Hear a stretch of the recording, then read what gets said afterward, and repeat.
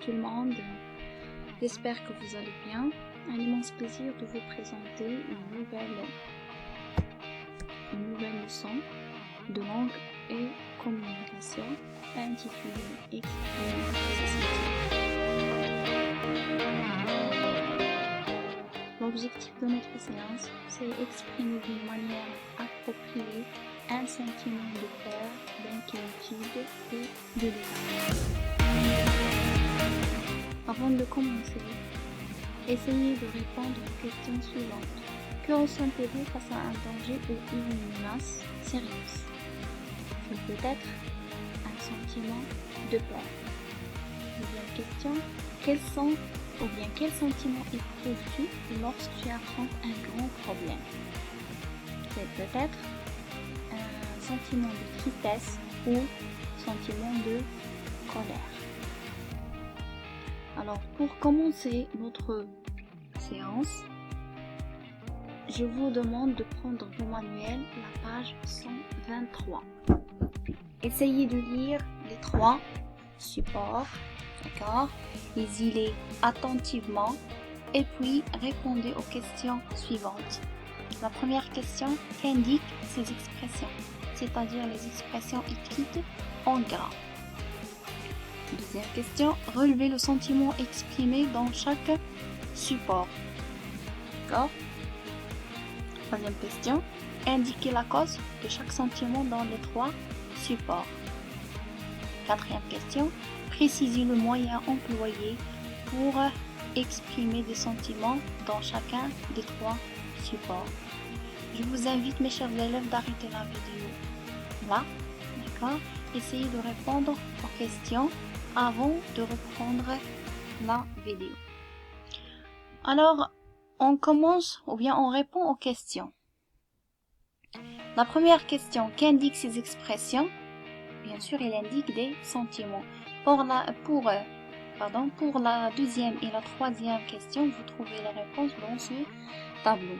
Pour le support numéro 1, le sentiment exprimé, c'est le désarroi. La cause, on a volé à l'avare tout son argent. Deuxième support, le sentiment exprimé, c'est la peur. La cause, être obligé de tuer Antigone. Pour le support numéro 3, le sentiment exprimé, c'est l'inquiétude. La cause, quelqu'un était ainsi devant sa maison. Et voilà pour la quatrième question. Précisez le moyen employé pour exprimer des sentiments dans chacun des 3 supports. Pour le premier support, le moyen utilisé, ce sont des adjectifs qualificatifs comme perdu, troublé, et il y a aussi le verbe être. Vous trouvez dans le support mon esprit est troublé et j'ignore où je suis, qui je suis et ce que je fais.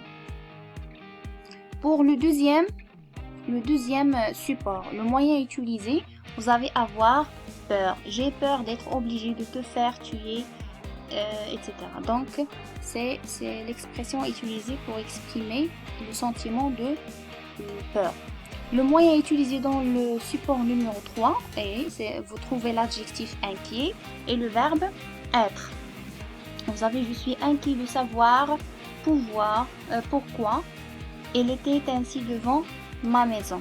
Donc, ce sont des expressions utilisées ou bien les moyens utilisés pour exprimer chaque sentiment. Et voilà pour la règle à retenir. Premièrement, on essaie de définir chaque sentiment. Premièrement, qu'est-ce que la peur? C'est un sentiment qui accompagne une prise de conscience d'un danger ou une menace. Exemple, une expression qui exprime la peur, j'ai peur. Qu'est-ce que le désarroi? C'est un trouble moral qui suit un malheur inattendu. Exemple, je suis perdu. Qu'est-ce que l'inquiétude? C'est un trouble causé par l'attente d'un événement malheureux ou d'un mal envisagé. Je suis inquiet. D'accord? Ce sont les définitions des 3 sentiments. Maintenant, je vais vous donner certaines expressions pour exprimer chaque sentiment. Par exemple, dans ce tableau, vous trouvez des expressions qui utilisées pour exprimer l'inquiétude.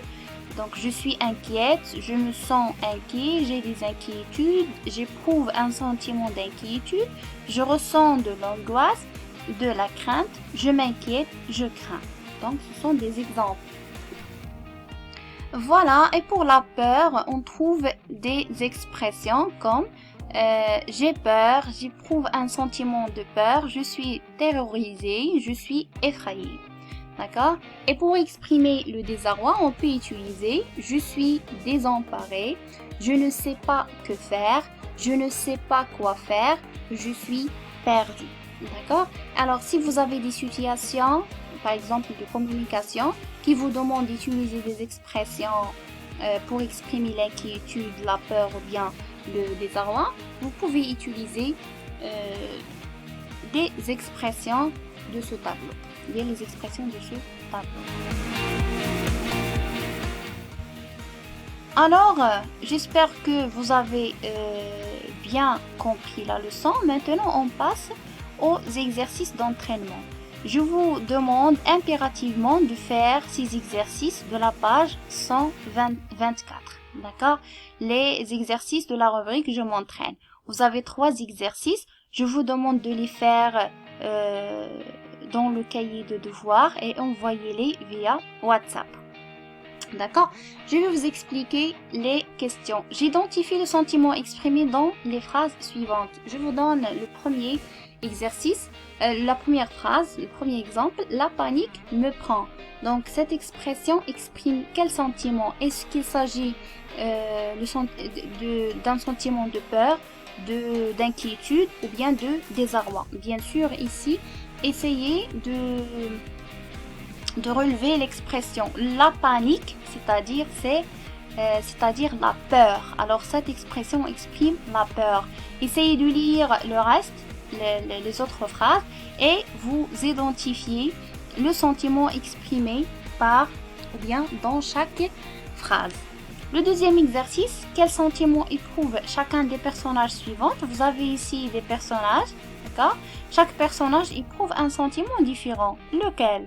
Par exemple, si vous regardez ici le non-verbal, d'accord? Le non-verbal, on a déjà fait la leçon de non-verbal. À partir des grimaces, les gestes de ces personnages, vous pouvez identifier le sentiment exprimé. Par exemple, la première image, donc regardez comment est ce personnage. Donc, cette image exprime un sentiment de peur. D'accord? Alors, observez les 3 autres images et identifiez le sentiment exprimé. Pour la troisième question, le troisième exercice, je fais parler le personnage pour exprimer son sentiment dans la situation indiquée. Vous avez ici des situations de communication. Vous devez proposer des énoncés. Les examens approchent et l'élève n'a pas bien compris quelques leçons. Que peut dire cet enfant? Que peut dire cet élève? D'accord? Alors, vous donnez une phrase en utilisant l'une des expressions suivantes. D'accord? Utilisez ces expressions pour proposer des énoncés dans cet exercice. D'accord? Vous lisez les 3 situations et proposez 3 énoncés. J'attends toujours votre réaction, votre exercice. Envoyez-les via WhatsApp. D'accord? Et on va les corriger après. D'accord? Vous trouvez en pièce jointe la règle à écrire et la trace écrite de notre leçon. D'accord? Alors, je vous dis merci pour votre attention et bon courage. À la prochaine, Inch'Allah. Merci.